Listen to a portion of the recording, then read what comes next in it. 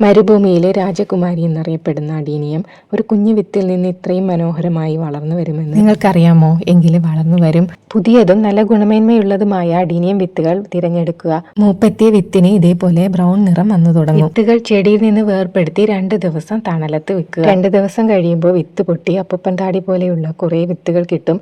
എല്ലാം നമുക്ക് ഇതേപോലെ പാകി കൊടുക്കാം. വിത്ത് മണ്ണിന്റെ അടിയിലേക്ക് ഒത്തിരി താഴ്ന്നു പോകരുത്. ഇതേപോലെ പാകിയിട്ട് അതിൽ കുറച്ച് മണ്ണ് അതിന്റെ മുകളിൽ ഇട്ട് കൊടുത്താൽ മാത്രം മതി. സീഡ്ലിംഗ് ട്രേയിൽ വേണമെങ്കിലും നമുക്ക് നടാം. ഇപ്പോൾ സീഡ്ലിംഗ് ട്രേയിൽ നടുമ്പോൾ ഇതിൻ്റെ വിത്ത് നടർത്തിയെടുത്തിട്ട് ഇതേപോലെ മുകളിലേക്ക് ചെറുതായിട്ട് ഒന്ന് താഴ്ത്തി വെച്ച് കൊടുക്കണം. നടാനായിട്ടുള്ള പോട്ടി മിക്സ് തയ്യാറാക്കുന്നതിൽ ശ്രദ്ധിക്കേണ്ടത് മണലും ചകിരിച്ചോറും മാത്രം ഉപയോഗിച്ച് നമുക്ക് പോട്ടി മിക്സ് തയ്യാറാക്കാം. വെയിലത്തിട്ട് നന്നായിട്ട് ഉണക്കിയിട്ട് ഇതേപോലെ സീഡ്ലിംഗ് ട്രേയിൽ നിറച്ചു കൊടുക്കാം. പെർലൈറ്റ് ഉണ്ടെങ്കിൽ അതും ചേർത്ത് കൊടുക്കാം. അപ്പം ഞാനിവിടെ ചേർത്ത് കൊടുത്തിട്ടില്ല.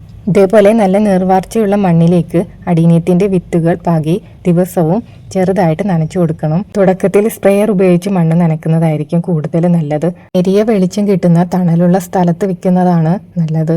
ഒരിക്കലും മഴ കൊള്ളുന്ന സ്ഥലത്ത് വെക്കരുത്.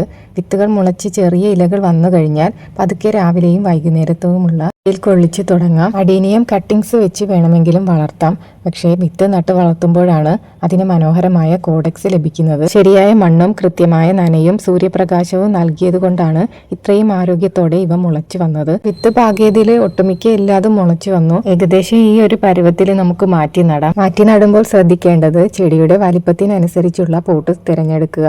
അഡീനിയം റീപോർട്ട് ചെയ്യുമ്പോൾ കയ്യിൽ കരുതേണ്ട ഒരു കാര്യം സാഫാണ്. മഞ്ഞൾപ്പൊടിയും യൂസ് ചെയ്യാം. സാഫാണ് കൂടുതൽ എഫക്റ്റീവ്. മാറ്റി നടുമ്പോൾ വേര് പൊട്ടിപ്പോവാതെ എടുത്ത് ഇതേപോലെ സാഫിൽ മുക്കി വേര് ഭാഗം മാത്രം മണ്ണിനടിയിൽ വരുന്ന രീതിയിൽ നടണം. കോഡെക്സ് മണ്ണിന് മുകളിൽ നിൽക്കണം. ഒരു 1/4 ടീസ്പൂൺ സാഫ് ഇതേപോലെ ഇത്രയും വെള്ളത്തിൽ കലക്കിയിട്ട് നമുക്ക് എല്ലാ ചെടികളും ഇതിലേക്ക് കുറച്ച് നേരം മുക്കി വെക്കാം. ചെറിയ ചെടി വലിയ പോട്ടിൽ ആദ്യമേ കൊണ്ട് വെക്കരുത്. ഇതേപോലെയുള്ള ചെറിയ ഒരു പോട്ടിൽ വേണം ഇത് നട്ടു കൊടുക്കാൻ.